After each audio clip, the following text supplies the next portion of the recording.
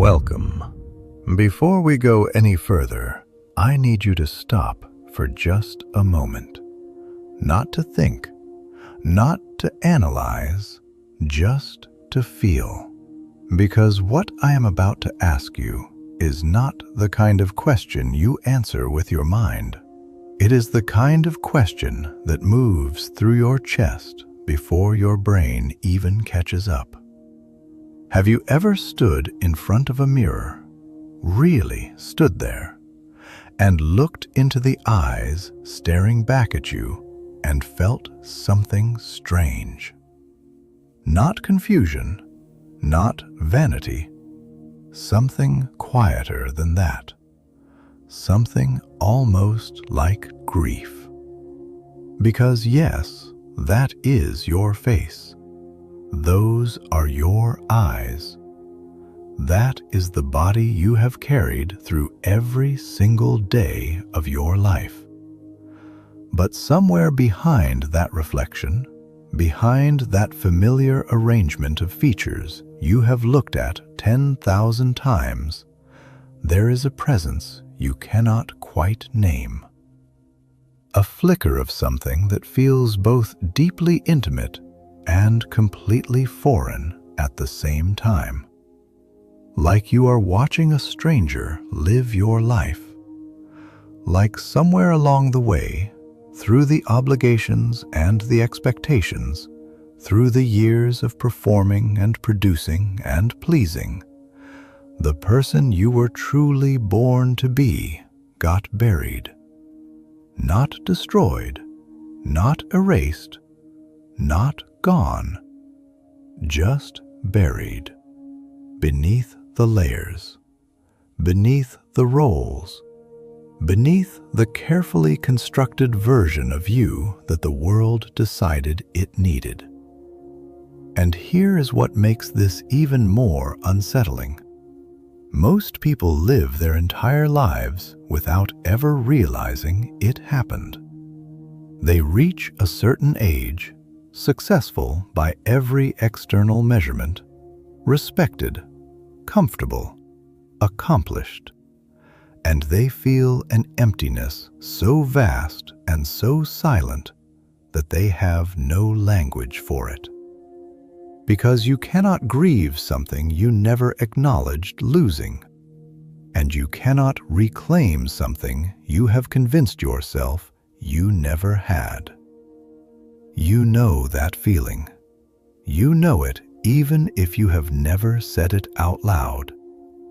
When you have been everything for everyone, the dependable one, the responsible one, the one who never breaks, the one who always shows up. And then at the very end of the day, when all the roles are finally set aside and the house is quiet, and the notifications stop coming, something surfaces. Not a thought exactly, not even a clean emotion. More like a whisper from somewhere underneath all of it.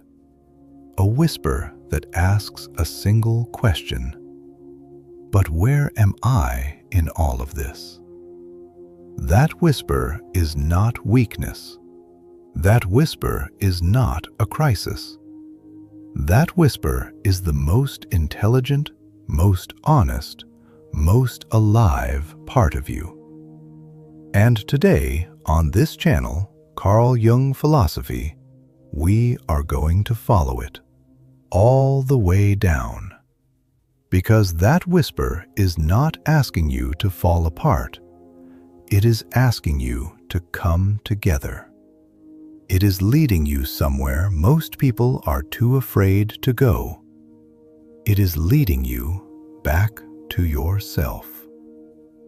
I am going to share something with you today that has the power to fundamentally alter the way you understand your own existence.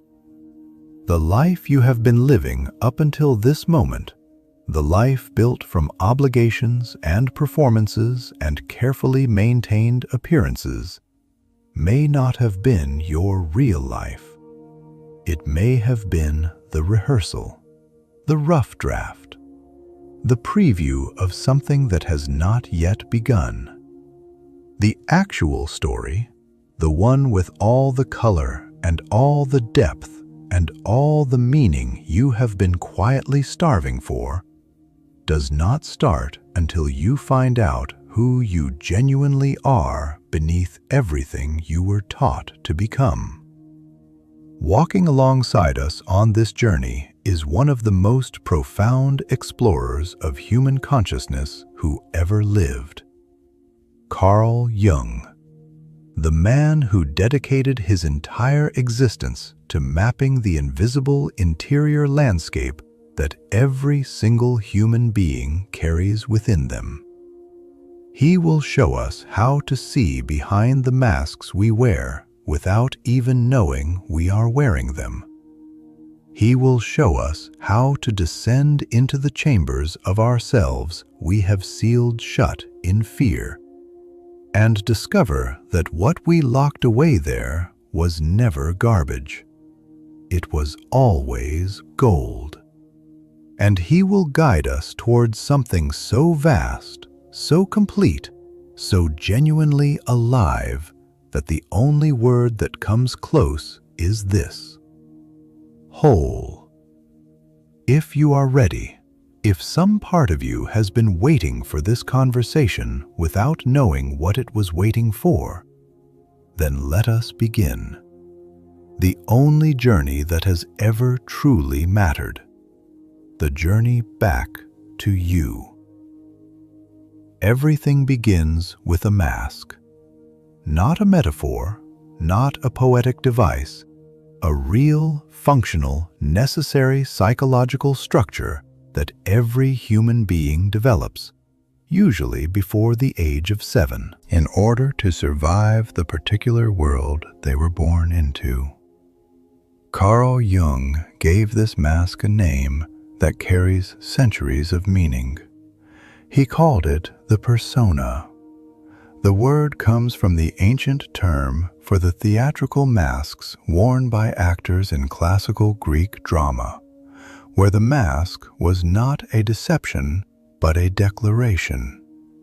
This is the role I am playing. This is the character you are watching. The persona is the face we present to the external world.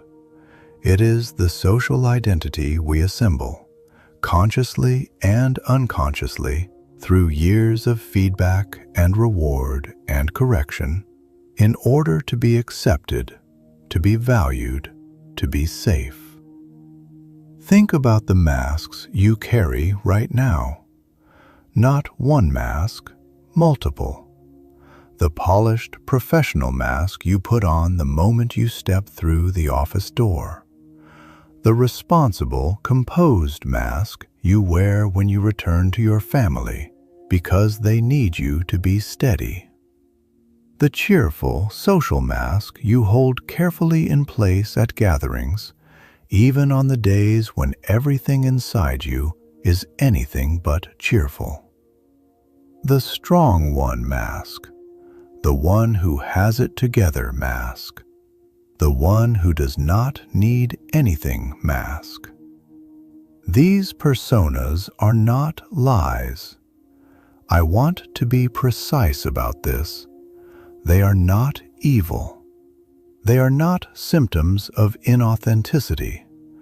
They are, in many ways, a form of sophisticated social intelligence.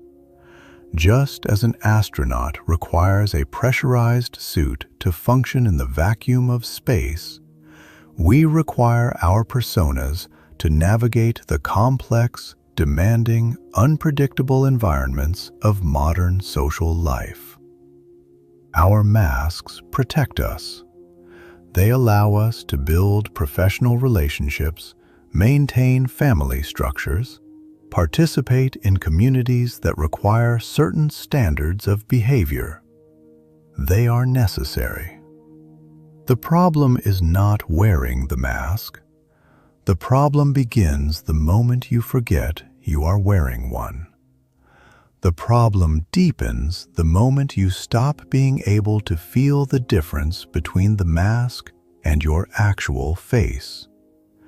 And once that collapse happens, once the persona becomes the totality of your identity rather than one useful tool within a larger self, something quietly devastating occurs.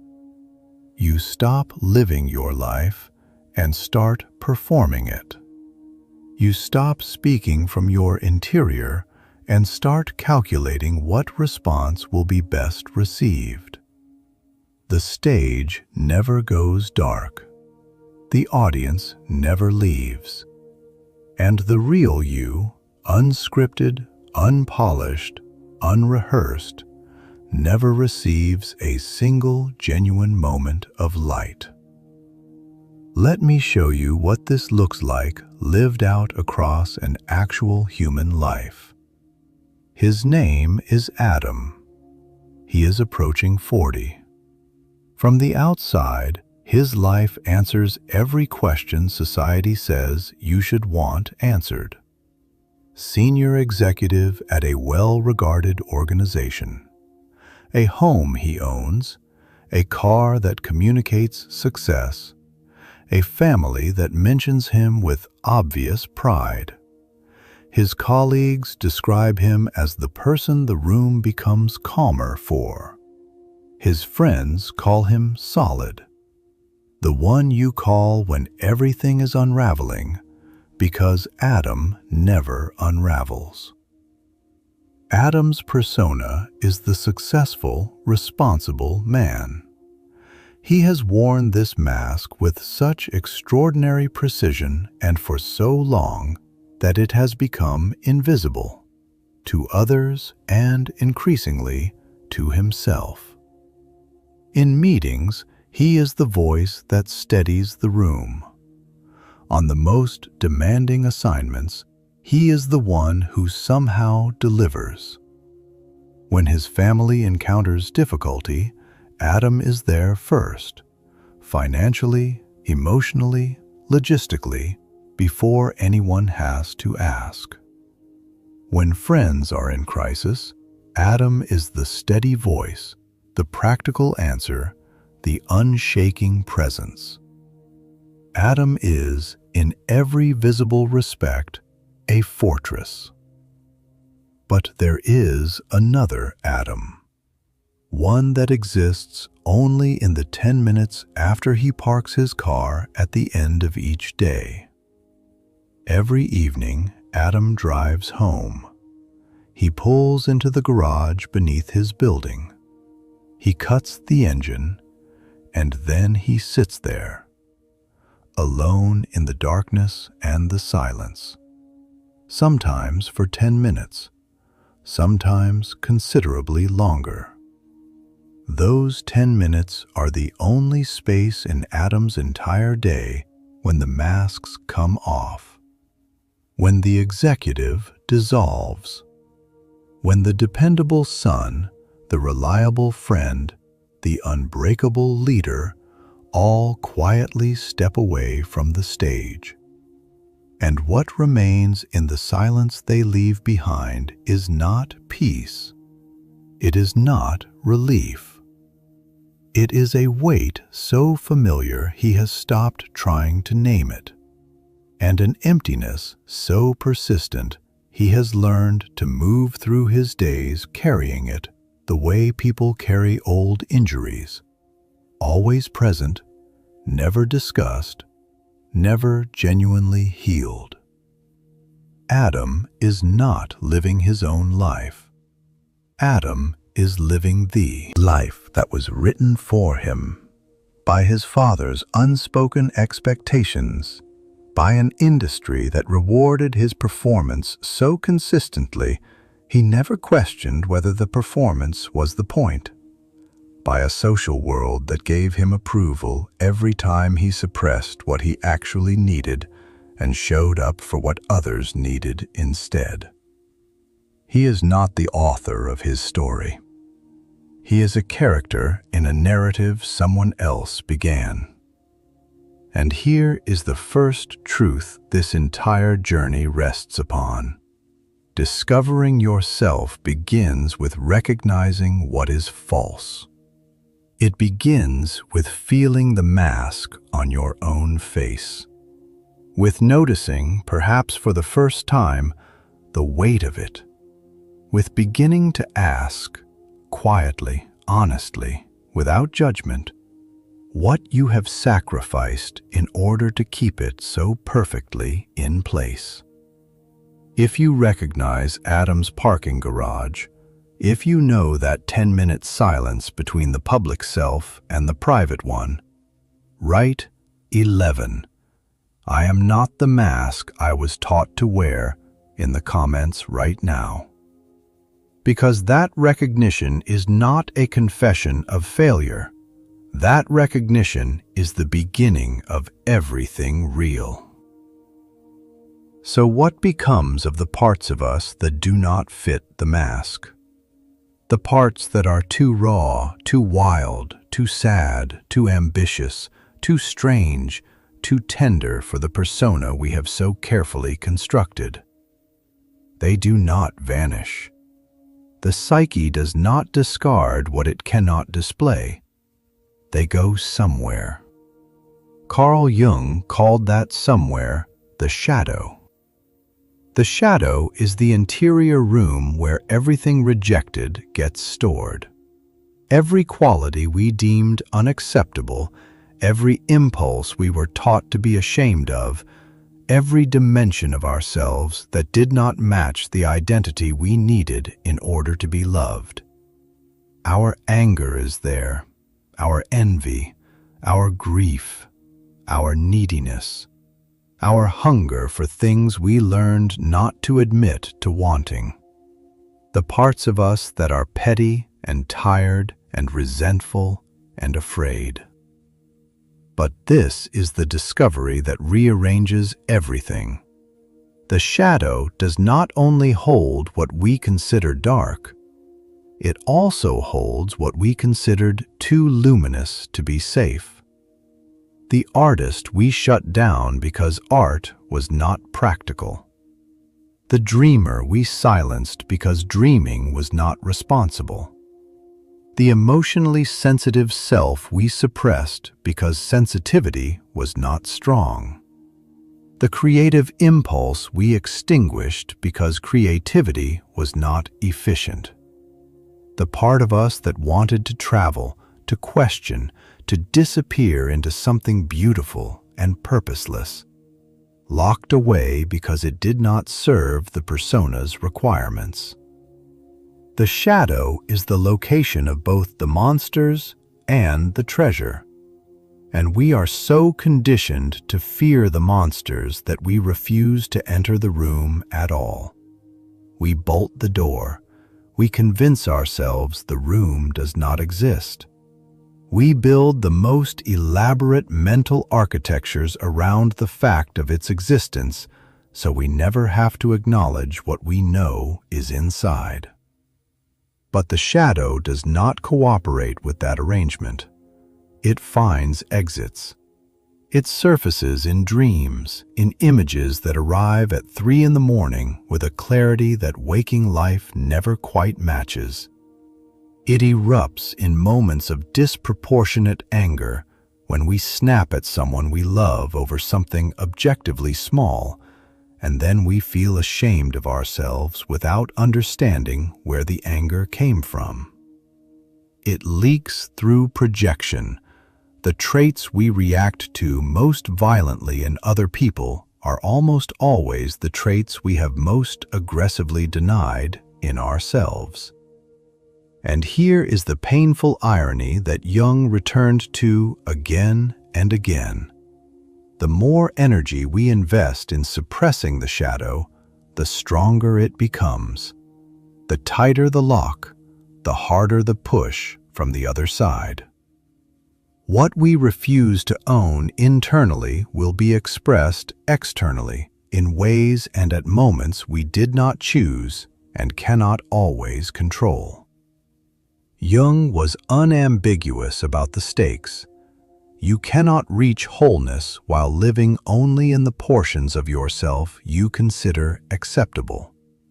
You cannot become complete while excluding entire territories of your own interior. Real life, the full, textured, genuinely inhabited version of it, begins only when you are willing to enter the shadow.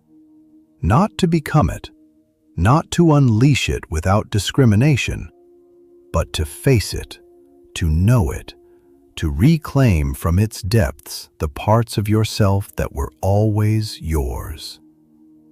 Subscribe to Carl Jung philosophy and share this with one person in your life who needs to hear it. Because what comes next might be the thing they have been searching for without knowing what to search for. But let us go deeper still. Because the persona and the shadow, as transformative as they are only the beginning of what Jung discovered about the human interior. Beneath your personal history, beneath the specific wounds of your childhood and the particular conditioning of your culture, there is something far older, something that does not belong to you as an individual at all. Jung called it the collective unconscious. He proposed, with what turned out to be extraordinary prescience, that beneath each person's individual unconscious, there exists a deeper layer of psychological reality shared across the whole of humanity. Not transmitted through memory or culture, but encoded into the fundamental structure of the psyche itself. Present in every human being who has ever existed, regardless of era, geography, language, or background. This collective unconscious is organized around what Jung called archetypes. The archetypes are the original characters of the human drama, the deep patterns of experience and narrative that recur across every culture's mythology, every civilization's stories, every era's art and religion and dream. They are the soul's DNA, the pre-existing templates through which we experience the most fundamental dimensions of being human. Every one of us carries a hero archetype, the part that orients toward challenge, that wants to climb the mountain, face the darkness, sacrifice comfort for something that matters. In Adam, this is the engine behind every professional accomplishment, every delivered project, every time he showed up when it would have been easier not to. But when the hero becomes the only voice you listen to, when it dominates the entire inner landscape, it transforms a person into something mechanical, always advancing, never resting, treating all of existence as terrain to be conquered rather than life to be inhabited. Every one of us carries a wise elder, the part that is drawn toward depth over speed, that knows the difference between information and wisdom, that has access, somehow, to an orientation that transcends what the rational mind can calculate. Every one of us carries an innocent child, the part that has not yet learned to be strategic, that approaches experience with openness rather than agenda, that still knows in some cellular, pre-rational way what it felt like before the performance began. And more, the lover, the creator, the wanderer, the rebel, the caregiver, the sage. We are not single-note instruments. We are entire orchestras. We contain multitudes, complete, complex, contradictory ensembles of inner life. And the tragedy of the unexamined existence is that we spend it performing a monologue when we were written in our full depth for a symphony. The process of genuine self-discovery, the real labor of becoming who you actually are rather than who you were shaped to be, is the ongoing practice of learning to hear every section of that orchestra, of recognizing which voices have been amplified and which have been silenced, of creating space for every archetype to contribute its particular quality to the composition of your life. When Adam gives exclusive authority to the hero and the responsible man, he becomes rigid, brittle, spiritually one-dimensional in a life that is begging for dimension. He functions, but he does not flourish. He produces, but he does not truly live. But when he begins to let the Creator speak, even tentatively, even imperfectly, something in him loosens. When he lets the child encounter something beautiful without immediately asking whether it is useful, something softens. When the wise elder is allowed into decisions that previously belonged entirely to ambition, something deepens and becomes less frantic. That is when the full music starts. That is when the complete, resonant, genuinely inhabited version of a human life becomes available. And now we reach the summit of everything this journey has been building toward. You have recognized the mask. You have faced the shadow. You have begun to hear the inner orchestra. But who is the one experiencing all of this? Who is the awareness that observes the mask being worn, that witnesses the shadow's contents, that hears the archetypes from somewhere that is not quite any of them? Carl Jung considered this the most important question in all of human psychology, and his answer reframes everything. The self you typically take yourself to be, the one that says, I am an engineer, I am a mother, I am successful, I am anxious, I am 38 years old, and my name is Adam. Jung called that the ego. The ego is the center of conscious awareness. It is the organizing intelligence of your personal history, your memory, your rational functioning, your sense of continuity across time. The ego is absolutely essential. It is the structure that allows a human being to navigate external reality with any degree of coherence.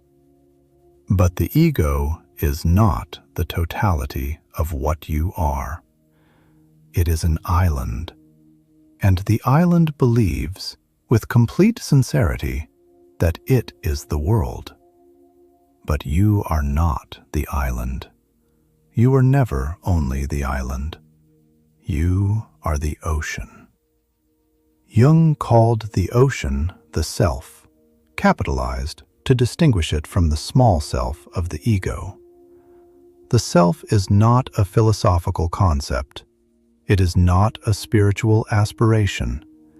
It is the actual, lived totality of your psychological being, conscious and unconscious, shadow and archetypes, the known and the still unknown, every dimension of who you are and who you have yet to discover. The self is the center, not just of awareness, but of the entire psyche. It is, in Jung's understanding, the closest thing to what the world's great traditions have called the soul. The ego is the island you have spent your life constructing. The self is the boundless ocean in which that island rests. The first arc of most human lives is devoted entirely to building the island, constructing an identity, establishing a direction, achieving things that confirm the island's solidity and worth. This is not a mistake. This construction is necessary and legitimate. The island must exist before it can be placed in proper relationship with the ocean. But somewhere, usually at the midpoint of life, often triggered by something the island's architecture cannot withstand, a profound loss, a failure that the persona cannot metabolize, a quiet morning when every achievement is present and accounted for, and still something fundamental is missing. The ocean begins to call. Jung understood this moment with remarkable clarity. He saw the midlife crisis not as a malfunction, but as a summons. The self, patient and vast and inexhaustible, calling the ego home, asking it to release the belief that the island is all there is, inviting it to discover that the ocean it rests within was always there, always sustaining it, and that surrendering to it is not drowning. It is finally learning to breathe. The invitation requires only one thing. It asks you to stop mistaking the island for the ocean. It asks you to reposition the ego, not destroy it, not bypass it, but move it from the captain's chair to the navigator's seat, and let the self lead from a place of depth rather than fear. When that reorientation happens, gradually, through sustained honesty and genuine inner work, the texture of everything changes. You no longer define yourself exclusively by the boundaries of a professional role, because you know that you are that role and also 100 other things it never had room for. When criticism lands, it no longer collapses you, because the criticism hits the island and the ocean is untouched. When failure arrives, and it will arrive, it no longer defines you, because your value was never located in the architecture of the island to begin with. The exhausting need to control every outcome, to manage every perception, to ensure every response is the right one, that grip begins to loosen, because you start to know in your bones that the ocean cannot be controlled. It can only be trusted. And that trust, it turns out, is the most solid ground there is. That is when real life begins. Not the life you perform, not the life written by other people's needs, not the life assembled from the outside in, the life that is yours, fully, finally, without apology. If something in this conversation reached a part of you that has been quietly waiting, if the ocean in you recognized itself just now, write 777, I am the ocean, not the island, in the comments. Not as a ritual, as a declaration, because saying it is the first act of choosing it. We have come a long way together in this conversation. From the mask, the persona built to survive a world that required performance before it offered belonging, to the shadow, the room, where everything rejected was stored, and where the greatest treasures were hidden alongside the things we feared most. To the archetypes, the ancient collective characters that populate our interior and constitute the full range of who we are capable of being. And finally, to this, the distinction between the island and the ocean, between the ego that was constructed and the self that was always already there. But I want to leave you with something that Carl Jung returned to in different forms across his entire life's work. Something that cuts beneath all the concepts and all the frameworks. The most dangerous thing a human being can do, he believed, is to live unconsciously. To move through an entire existence responding to the surface of things, maintaining the persona, avoiding the shadow, never once asking the question that sits at the center of a genuinely examined life. Who am I, actually, when no one is watching and nothing is required of me? And the most courageous thing a human being can do, more demanding than any external achievement, more transformative than any professional milestone, is to turn honestly inward, to face what is there, to stop fleeing from the parts of yourself you have decided are unlovable, to stop shrinking yourself into shapes that were always too small for the full scale of what you are. You are not the mask. You were never only the mask. You are not the island alone. You have always been surrounded by something infinite.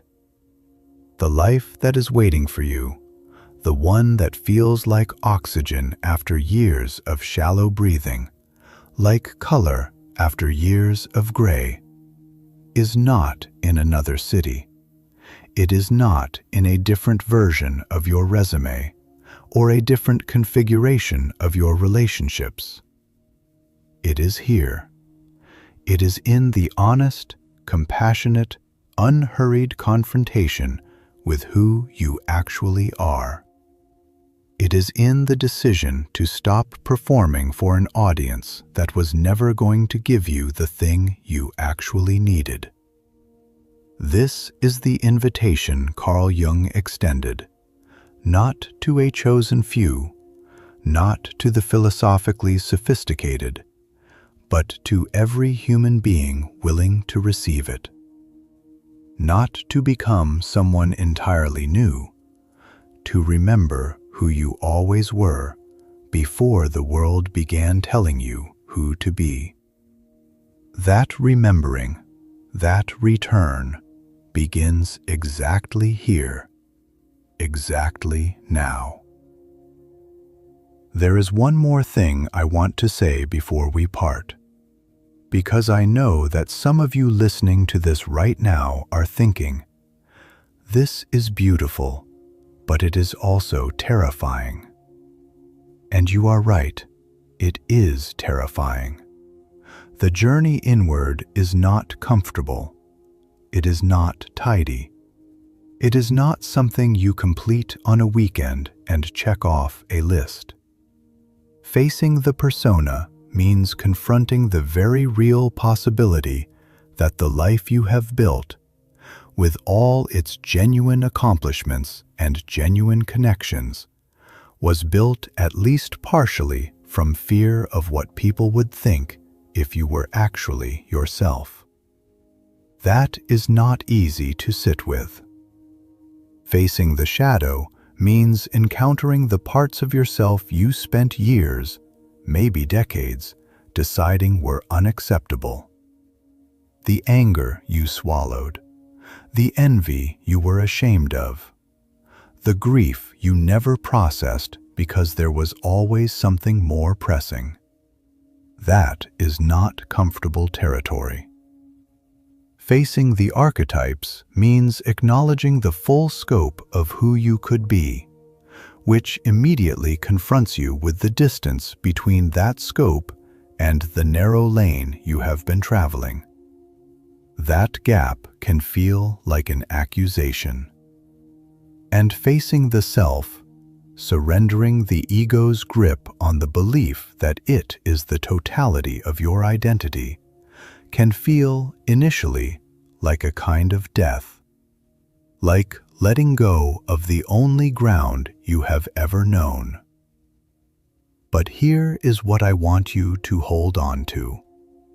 What Jung understood, and what every person who has genuinely traveled this road discovers: the terror is always larger in anticipation than in reality. The monsters in the shadow are always less devastating when faced than when fled. The ocean, when you finally stop fighting it and allow yourself to rest in it, turns out to be the safest place you have ever been. And the self, that vast, patient, endlessly generous center of your entire being, has been waiting for you with extraordinary kindness. It has never been angry at the ego for taking so long. It has never judged you for the decades you spent wearing the mask. It has simply been there, beneath everything, holding the space for your return. This is not a journey toward something foreign. It is a journey home. Jung himself described it this way, and these words have stayed with me as perhaps the most honest thing ever said about the psychology of becoming. The privilege of a lifetime is to become who you truly are, not who you were told to be, not who it was safe to be, not who earned the most approval or caused the least disruption.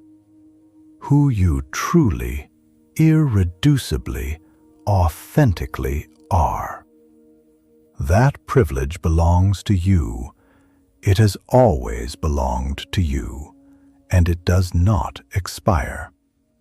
No matter how long you have been wearing the mask, no matter how sealed the shadow's door has been, no matter how convinced the ego has become that the island is the whole story, the ocean is still there.